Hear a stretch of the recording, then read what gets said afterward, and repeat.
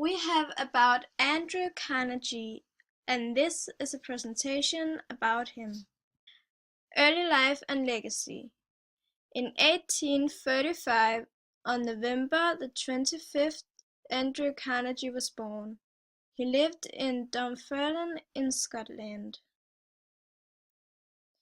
Carnegie had a little education, but his family believed in the importance of books and learning. Carnegie went to work in a factory in Pennsylvania, and he earned $1.20 a week. A year after, he found another job as a telegraph messenger. He ranked up as a telegraph operator in 1851 to advance his career.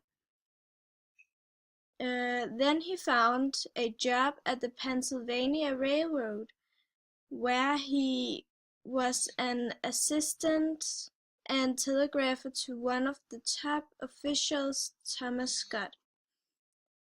Carnegie was self-taught through experience in the railroad industry and business. After 3 years, Carnegie was promoted to superintendent. Carnegie established a corporation in New York that was meant to encourage education and universal peace. He chose his newest friends to adapt the programs in the corporation to the times. He wrote in deed of gift a letter to trustees of Carnegie Corporation. Hence no wise man will bind trustees forever to certain paths, causes, or institutions. They shall best confirm my wishes by using their own judgment. It is meant that no wise man would invest in all his money, in only one project, and they shall use their judgment in cooperation. His business before 1890, Andrew invested in a lot of things, such as sleeping cars, oil, and steel. While he was working for a railroad company, Andrew began making investments for the money he has made. He made many good investments, and especially those in oil paid good off. But in 1865, he left the steel company to focus on his own businesses. His business was known as the Carnegie Steel Company, and it was a revolutionized steel production in the United States. Andrew built plants around the world using his new technology that made manufacturing steel easier, faster, and more productive. For every step of the process, he owned exactly what he needed. The railroad materials got shipped with trains and ships, and he owned a coal mine to fuel his steel furnace. In 1875, Andrew opened his first steel plant in Braddock, Pennsylvania. The steel plant had a new technology and was able to produce steel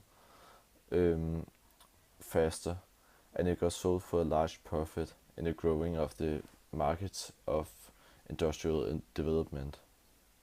In 1883, Andrew purchased his rival steel company.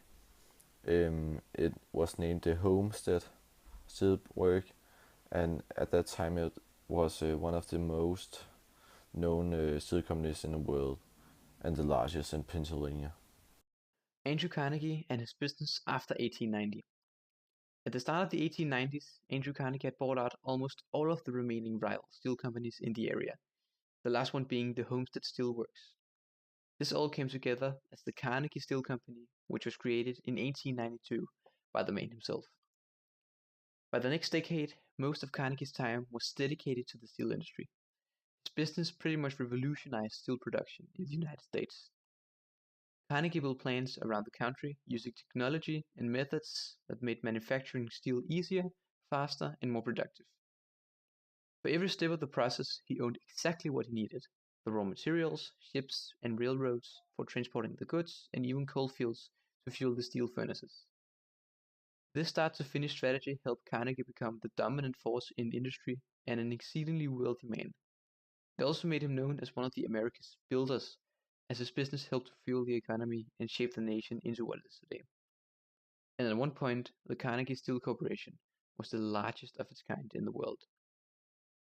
Some felt that the company's success came at the expenses of its workers. The most notable case of this came in 1892, when the company tried to lower wages at a Carnegie steel plant in Pennsylvania. And this was where the employees objected. They refused to work, starting what has been called the Homestead Strike of 1892. The conflict between the workers and local managers turned violent after the managers called in guards to break up the union. While Carnegie was away at the time of the strike, many still held him accountable for his manager's actions. In 1901, Andrew Carnegie sold his steel company to another businessman called J.P. Morgan for $480 million. This became known as one of the largest ever business transactions in the early 20th century. J.P. Morgan later renamed the steel company to the United States Steel Corporation, which is actually still running today. In addition to that, the sale made Carnegie the richest man in the world at the time and the third richest man of all time. And on this next slide, I found a picture that shows and compares Carnegie's wealth in comparison to the modern day billionaires. And this also really gives a clear picture of how wealthy he actually was, and how wealthy he would be today if he was still alive. Andrew Carnegie's philanthropic career began around 1870. Although he supported varied projects and causes, he is best known for his gifts of free public library buildings, beginning in his native Dunfermline and ultimately extending throughout the English-speaking world, including the United States, United Kingdom, Australia, and New Zealand. In 1887, Carnegie married Louise Whitfield of New York City. She supported his philanthropy and signed a prenuptial marriage agreement stating Carnegie's intentions of giving away virtually his entire fortunes during his lifetime.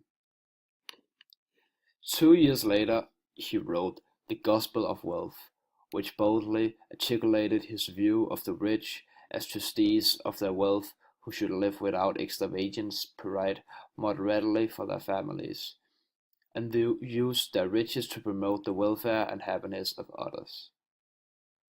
This statement of philosophy was read all over the world, and Carnegie's intentions were widely praised. In 1991, Carnegie made a dramatic change in his life. He sold his business to the United Steel Corporation, started by legendary financier J.P. Morgan. The sale earned him more than $200 million. At the age of 65, Carnegie decided to spend the rest of his days helping other people.